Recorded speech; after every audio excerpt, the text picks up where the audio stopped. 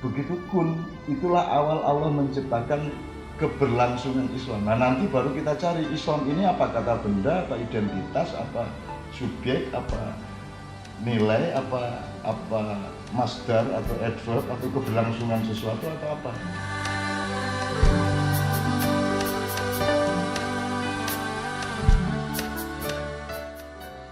Islam yang disampaikan atau yang diajarkan umumnya sekarang ini kan bahwa Islam bermula dari ketika Nabi Muhammad diangkat menjadi nabi atau ketika pertama kali wahyu itu turun. Sedangkan ada sebuah hadis Sahih Bukhari yang di situ Rasulullah mengatakan bahwa antara aku Nabi Muhammad dengan nabi-nabi sebelumku ibarat seperti membangun bangunan kemudian menghiasinya lebih baik hingga terwujudlah sebuah bangunan, kemudian ada banyak orang melihat bangunan tersebut kemudian memberikan komentar bahwa alangkah indahnya bangunan ini jika sebuah batu bata di sebuah tembok ini yang kurang ini bisa ditutupi. Kemudian Rasulullah menjawab, akulah yang bagian menutupi batu bata yang kurang itu. Akulah nabi penutup. Di sini kan itu menunjukkan sebuah bangunan bahwa Islam itu tidak berawal dari masa diangkatnya Rasulullah sebagai seorang nabi. Bagaimana?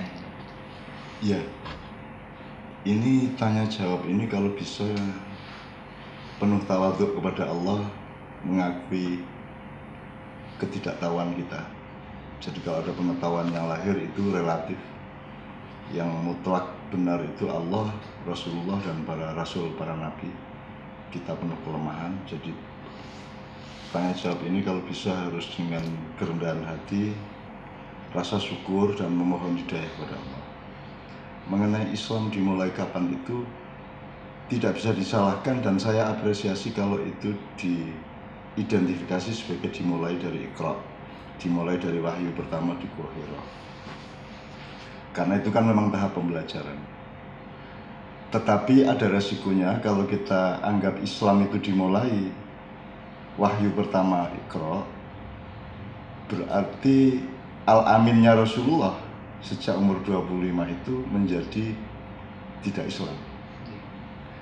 Padahal kesempurnaan kemanusiaan Rasulullah sehingga dia menjadi sarjana kehidupan cum laude yang gelarnya adalah Al-Amin dengan 4 sifat yang luar biasa itu kan menunjukkan bahwa itu dengan Islam inherent, yaitu Islam, ya Rasulullah itu Islam. Jadi kalau saya di ujung pemahaman kita terhadap Iqra itu sebenarnya bunyinya Iqra Muhammad, bukan Muhammad disuruh Iqra, karena Rasulullah sudah Iqra sejak awal, sejak di bedah dadanya itu sudah belajar Iqra dan disempurnakan. Kemudian beliau mengiqra'i dirinya, mengiqra'i manusia, mengiqra'i alam semesta, mengiqra'i Allah, mengiqra'i malaikat, jin dan semuanya, dan beliau lulus cum laude Al-Amin. Jadi kalau Iqra Muhammad itu sebenarnya asal kita itu membaca hidupnya Rasulullah dan menirunya kan sudah sangat Islam sebenarnya. Kalau secara kualitatif, kultural, tinggal masalahnya syar'i, ibadah madhur dan seterusnya. Nah, jadi kalau saya menjawab pertanyaan Anda, otentik dari saya, tapi jangan dibilang ini benar atau salah dulu. Kita belajar bersama-sama. Iqra itu adalah awal dari akhir kesempurnaan Islam. Jadi puncak kesempurnaan Islam adalah al-yauma akmaltu lakum dinakum wa atmamtu alaikum nikmati wa raditu lakumul Islam madina. Itu sempurnanya Islam sebagai nilai. Nah, kalau puncak kesempurnaannya, kalau diseringan dalam maknya kita bilang itu kelapanya sudah matang. Sebelum itu dia tahapnya degan, sebelum itu cengkir, sebelum itu beluluk ya pada nabi-nabi sebelumnya. Kalau puncak kematangan buah kelapa ini adalah al-yauma akmaltu lakum dinakum, apakah awalnya Iqra? Sebab kalau awalnya adalah Iqra berarti al-aminnya menjadi delegitimate. Ya. Terus bagaimana nabi-nabi sebelumnya? Kan kita tidak bisa mengatakan Nabi Isa, Nabi Musa, Nabi Ibrahim, Nabi Soleh, Nabi Idris dan semuanya itu tidak sedang menjalankan Islam. Itu pertanyaan historisnya begitu. Jadi tidak mungkin dia diawali oleh Iqra. Jauh sebelum Iqra sudah berlangsung Islam. Nah, kalau ditanya lagi, katakanlah Islam itu kita pahami pakai terminologi bahwa Islam atau apapun dalam kehidupan ini kan ada qaul, kata, teks, literasi, ada ilmu, sistem, komposisi, ramuan, racian, dan seterusnya. Terus ada wujud, aplikasi, manifestasi. Nah, kalau pertanyaannya kita konsentrasikan kepada yang pertama, yaitu qaul atau kalam atau kata atau literasi pertama Islam, itu dari jawaban saya tadi kan bukan Iqra, karena Iqra itu sudah awal dari kesempurnaan. Kalau gitu kapan? Apakah wa'allama Adamal asma'a kullaha tsumma 'aradahum 'alal malaika? Apakah ketika Adam diajari Allah itu dimulai Islam? Saya sampai kepada satu cara berpikir. Allah dengan segala sifatnya yang agung dan luar biasa itu, apakah mungkin menciptakan sesuatu yang bukan Islam? Apakah ada Allah menciptakan sesuatu yang belum Islam itu, yang bukan Islam itu? Kalau menurut saya semua ciptaan Allah itu adalah Islam. Islam itu kita pahami apa itu metabolisme, apa itu organisme, apa itu sistem nilai, apakah itu adonan, racian, aransemen, apapun saja, ekosistem, ekologi. Pokoknya ada satu keberlangsungan nilai jasad, apapun di antara roh dan jasad ada keberlangsungan, itulah Islam. Jadi begitu Allah bilang kun, maka mulai berlangsunglah Islam. Bukan kun jadilah maka terjadi, bukan. Helmi tadi bilang bahwa ya kun itu bukan kun fakana, tapi kun fayakun. Jadi dia continuous present continuous tense ya. Jadi dia sedang berlangsung. Jadi jangan-jangan 6 harinya Allah menciptakan segala sesuatu itu sekarang ini mungkin hari ke-6 atau mungkin masih hari ke-5, kita tidak tahu juga. Jadi bukan dulu 6 hari baru terus ada kita gitu, enggak. Tapi mungkin sekarang ini hari ke-6. Ya Allah, Allahu a'lam. Kita tidak usah berdebat soal itu, nanti kita tanya Allah bareng-bareng kalau kita diizinkan ketemu kan gitu. Kalau kita berdebat sekarang kan kita bertengkar aja. Jadi menurut saya begitu kun, itulah awal Allah menciptakan keberlangsungan Islam. Nah nanti baru kita cari Islam ini apa kata benda, apa identitas, apa subjek, apa nilai, apa masdar atau adverb atau keberlangsungan sesuatu atau apa. Nah nanti kita baru ketahuan bahwa selama ini Islam sudah menjadi identitas, menjadi korps, lama-lama menjadi geng, lama-lama menjadi kelompok, lama-lama menjadi sekte, lama-lama menjadi sesuatu yang sifatnya sangat jasad. Padahal Islam itu meletakkan jasad pada level yang terbawah kan gitu. Nah, untuk itu sebelum kita meneruskan, saya kira saya maupun Anda harus sama-sama mencari di dalam diri kita masing-masing, maupun syukur bersama-sama ada puzzling dan modulasi di antara kita, aplikasi atau software untuk bisa mengakses apa yang akan kita bicarakan. Sebab ya ibarat komputer ya, ini Anda harus punya aplikasi apa supaya semua data itu terakses secara maksimal, pixelnya, resolusinya semua terakses dengan sesempurna mungkin. Sebab kalau tidak, kalau aplikasinya berbeda, kan nanti kita berdebat tentang sesuatu yang sebenarnya berbeda.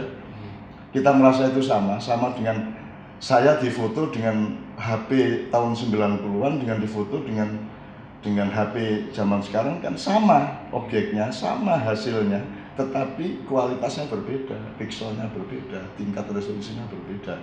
Nah kita jangan berdebat di dalam kebodohan tentang objek seperti itu. Maka kita ibarat gini loh, kalau umpamanya yang kita omongkan ini mangga, kan kita mesti tahu ada banyak kemungkinan makan mangga, bisa diirisin kulitnya, terus di leneng-leneng taruh di piring, bisa juga diiris separuh, diginiin, diserat-serat dimakan gitu, terus peloknya dikelamuti, atau dicocok pucuk tok di cowel terus kita cocok kan bisa juga. Nah, kita ini berdebat tentang Islam, berdebat tentang dunia, berdebat tentang apapun, tidak pernah ingat bahwa lah ya gimana yang satunya nyucuk, yang satunya ngiris, yang satunya belek, yang satunya ikut menguliti, yang satunya tidak, yang satunya tinggal makan, yang satunya dia yang cari ke pohonnya, dia menek, dia sampai luka-luka di sininya, yang satunya tinggal makan, tinggal minta.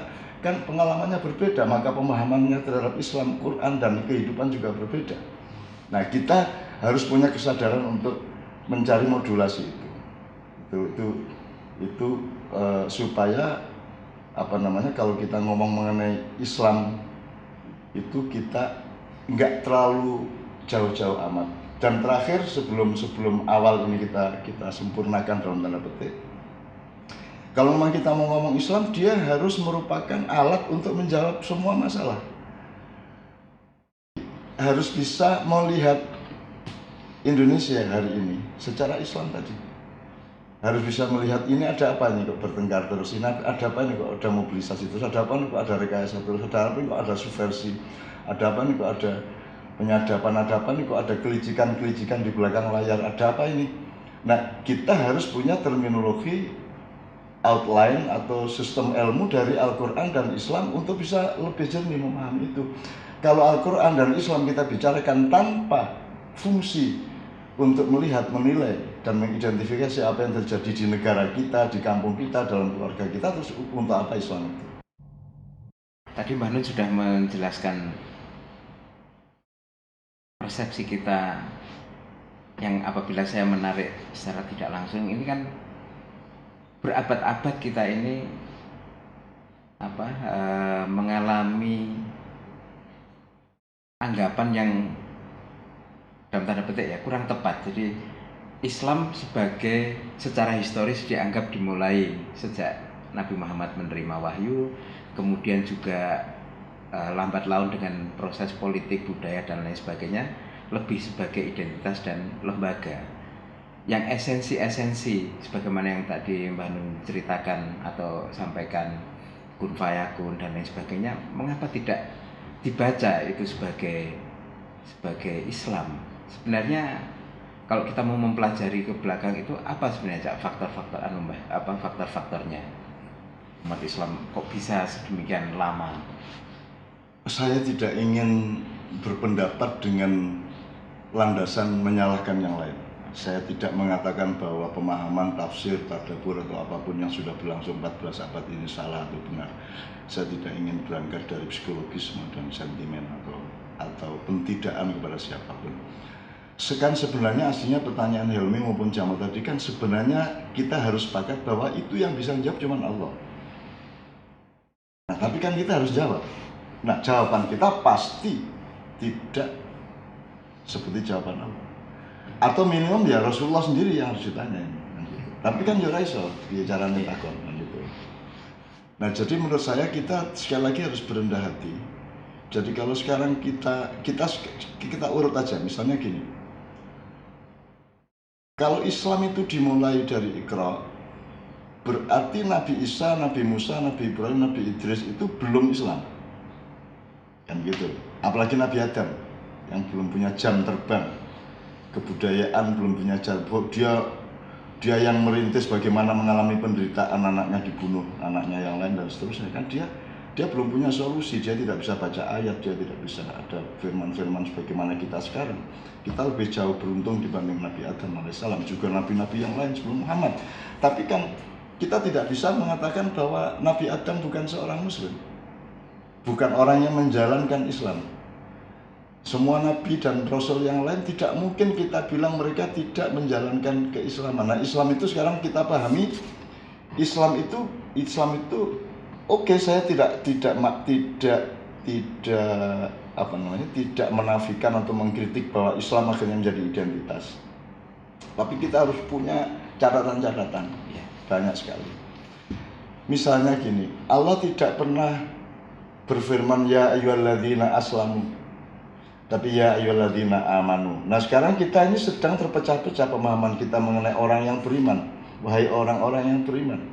Sekarang kita berpendapat bahwa yang seiman adalah yang sesama orang Islam. Sebenarnya yang dimaksud Allah ya ayyuhalladzina amanu itu kita tok apa juga semua manusia yang percaya kepada Allah. Bahwa jenis kepercayaannya, pengetahuan yang membimbing kepercayaannya kepada Allah itu berbeda-beda, itu kan urusan Allah. Ya, kita toleran-toleran aja gitu, monggo. Tapi pokoknya percaya ada Allah. Begitu percaya sama Allah, maka dia berhak untuk terlibat di dalam ya ayyuhalladzina amanu. Mau nggak mau. Ya gitu, logikanya seperti itu. Saya bukan mengandalkan logika. Kalau kita nggak boleh mengandalkan rumus akal sehat kan nggak bisa hidup juga kita kan, jadi kambing aja kita kan. Nah, terus kan Allah memanggilnya orang-orang yang beriman. Nah, sekarang kita ini harus rapat lagi nih, harus bahsul masail lagi, harus majelis takjil lagi. Yang disebut ya ayyuhalladzina amanu itu kita saja apa semua orang yang beriman? Kan ada gradasinya. Ada orang percaya kepada Allah tapi tidak percaya bahwa Allah bikin agama. Ada orang percaya kepada Allah tapi tidak percaya bahwa Allah kasih nabi ke kita. Ada orang yang percaya kepada Allah tapi dia tidak percaya Allah suruh kita sholat. Ada macam-macam. Ya.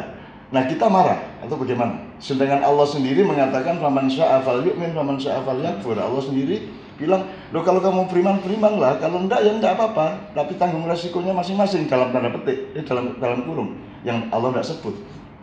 Dan karena kita dikasih akal, kita bisa meneruskan ayat itu logikanya bahwa tanggung resiko masing-masing. Surga atau neraka dan seterusnya, kemarahan atau rahmat dari Allah, gitu kan? Nah, dari sudut itu saja maka kita betul-betul memang harus memulai kembali alif bata pemahaman kita tentang Islam. Harus kita mulai kembali. Dan sekarang kalau tadi sudah kita simpulkan, masa Injil itu bukan ajaran Islam, masa Taurat Zabur bukan ajaran Islam, terus jadi Tuhan ini bikin macam-macam nih, terus yang diterima cuma satu, kan ini agak sukar menerima dengan akal sehat. Lah terus kata Rasulullah tadi di hadis tadi kan ini evolusi. Ini sudah ada bangunan sejak Nabi Adam, terus ada ulul azmi nabi-nabi utama, ya.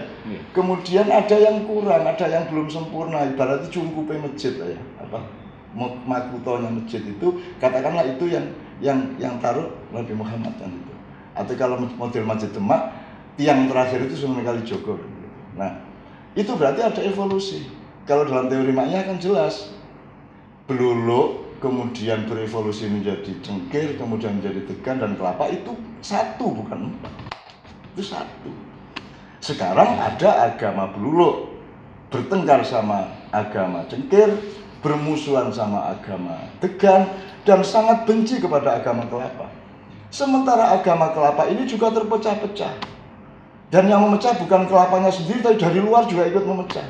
Ada Syiah, ada Sunni, ada LDII, ada Jahulah, ada Islam Jamaah, ada ISIS, ada Ikhwanul Muslimun, ada MTA, ada Nahdlatul Muhammadiyin, ada Muhammadiyah, macam-macam, dan ditambah pula sama orang lain. Dan kita percaya bahwa dari kelapa itu ada kelapa liberal, ada kelapa moderat, ada kelapa radikal, ya. Seolah-olah manusia bisa hidup kalau tidak radikal. Kan ada saat-saat di mana kita harus radikal memang. Kawin itu radikal. Bayangin dari 1 juta wanita kita pilih 1. Istri kita juga gitu, dari 1000 lelaki yang mencintai dia pilih cuma kita tok. Itu kan radikal. Kan gitu. Kita radikal kepada diri kita, kita hanya setia kepada dia, tidak boleh kepada yang lain. Itu kan radikal. Jadi kita percaya bahwa ada Islam radikal, ya tidak ada lah perilakunya. Nah, kalau makanya kita kembali ke aplikasi software tadi. Ini mangganya kita kerakoti, kita cucup apa kita iris-iris kan gitu. Nah, jadi sekarang Islam ini apa?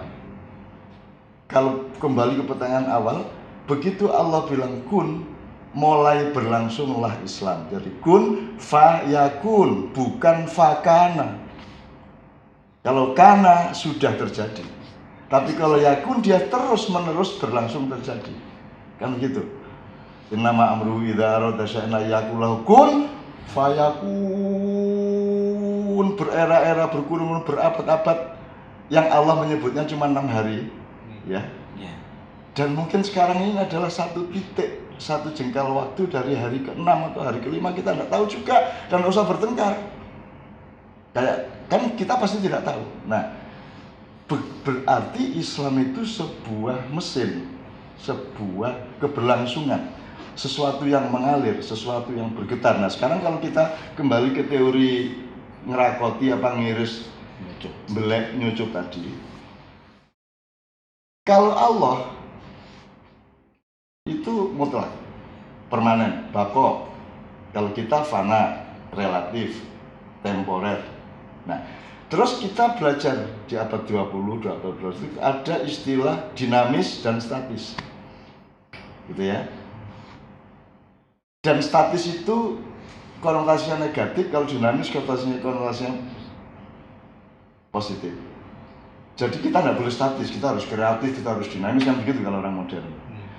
Sekarang jangan terus salah sangka bahwa Allah itu statis.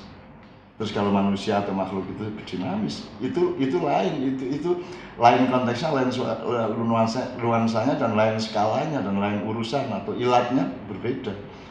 Itu sama dengan hemat, bentuknya sama dengan pelit, ya. Tapi kan dia berbeda sebenarnya secara esensial, gitu ya.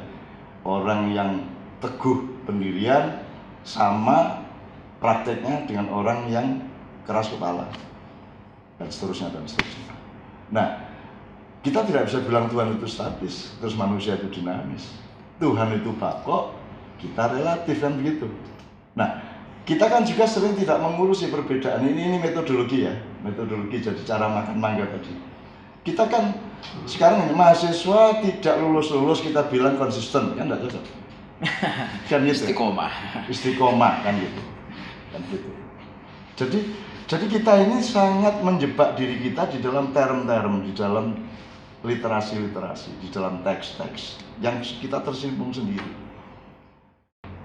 Kalau dari sudut itu kita ini sedang memakan riba, kata Allah. Dan kalau makan riba itu maka kejadian kayak orang mabuk, kayak kapal yang guncang, segala sesuatu jadi salah. Mau nyium istri malah kebentus kepalanya, mau nolongin tangga nolongin temen ngasih minum malah tumpah ke bajunya. Kita berdiri tapi miring, kita miring malah berdiri. Jadi tidak ada kebaikan yang bisa kita laksanakan menjadi kebaikan, karena kita makan riba beramai-ramai, gitu kan. Ini kalau untuk bahasa Indonesia ya, riba itu bukan hanya urusan uang dan benda atau makanan. Riba itu kan seharusnya 100 kok 110, kan itu riba. Artinya begitu kamu kehilangan presisi, begitu kamu kehilangan ketepatan, begitu kamu tidak setia kepada gravitasi, begitu kamu tidak setia kepada kepastian atau matematikanya Allah, itu berarti riba, kan begitu. Kalau pakai garis esensi tadi. Nah, kita kan sedang mengalami itu semua. Kita bilang ini bikin negara dengan Pancasila, terus sila pertama ketuhanan yang Maha Esa. Berarti dia primer. Tetapi kita tidak pernah memprimerkan Allah di dalam pertimbangan-pertimbangan kenegaraan kita. Tidak ada sidang kabinet, rapat kementerian atau apapun yang tanya sama Allah atau ngelihat wacananya Allah, bagaimana sih pendidikan itu, bagaimana sih tambang itu, bagaimana sih, seolah tambang itu milik negara kita, tambang kan milik Allah untuk semua generasi yang akan datang juga. Nah, jadi kita ini melakukan riba. Jadi ada riba politik, riba ilmu, riba pemikiran, riba bermacam-macam. Jadi riba bukan hanya urusan bank. Jadi sebelum ada bank nggak ada riba, gitu kayaknya gimana? Jadi riba itu adalah kita kehilangan presisi. Kalau Allah menyebutnya ya wala takunu kalladzina nasullaha wa ansahum anfusahum ulaika humul fasiqun. Jadi kita ini melakukan kefasikan massal, nasional dan internasional. Jadi kita kehilangan pengetahuan mengenai Tuhan karena kita tidak pernah bergaul beneran. Ya, bahkan kita remehkan rukun Islam, rukun imannya. Kita remehkan akhiratnya, kita remehkan qadar-qadarnya, kita remehkan kitabnya, gitu kan. Termasuk umat Islam sendiri juga bacaan utamanya bukan Quran, kan, itu kan riba besar itu. Ya, ini ngomong begini apa saya harus menjadi ahli tafsir? ngomong begini apa saya harus expert, ya? Ataukah ini omongan setiap orang? Setiap orang punya kedekatan dengan Al-Quran dan punya hak terhadap Al-Quran dan dengan Islam. Atau saya pakai metodenya teman-teman Suriname yang mengatakan saya jangan Islam itu suci, saya kotor, saya pemabuk, saya penzina, jangan sampai saya masuk Islam karena saya sangat menghormati Islam. Islam itu suci lah, saya kan kotor. Gimana itu coba? Itu kalau kita tidak pintar-pintar mengapresiasi, itu kan dia sangat menjunjung Islam dan merendahkan dirinya sendiri kan gitu. Nah, itu kan juga sebuah fenomena. Daripada kita merasa suci terus dekat sama Islam, semua simbolisme Islam kita pakai, padahal sesungguhnya kita melakukan talbis, melakukan pencitraan, melakukan kemunafikan, pemalsuan dan kriminalitas nilai-nilai atas nilai-nilai Allah, Islam dan Al-Quran. Nah, jadi kalau saya kembali ke pertanyaan Jamal maupun Helmi, saya kira kita harus sambil membaca, sambil terus-menerus memperkembangkan cara membaca, landasan membaca, pijakan membaca, sudutnya membaca. Jadi kan ada, kalau dari Jimaya kan ada sudut pandang, sisi pandang. Ini kan sekarang ini katakanlah kita sedang belajar Iqra. Jadi kan ada sudut Iqra, sisi Iqra, jarak Iqra, tampak depan Iqra tampak depan, Iqra tampak belakang, Iqra tampak atas, samping dan seterusnya.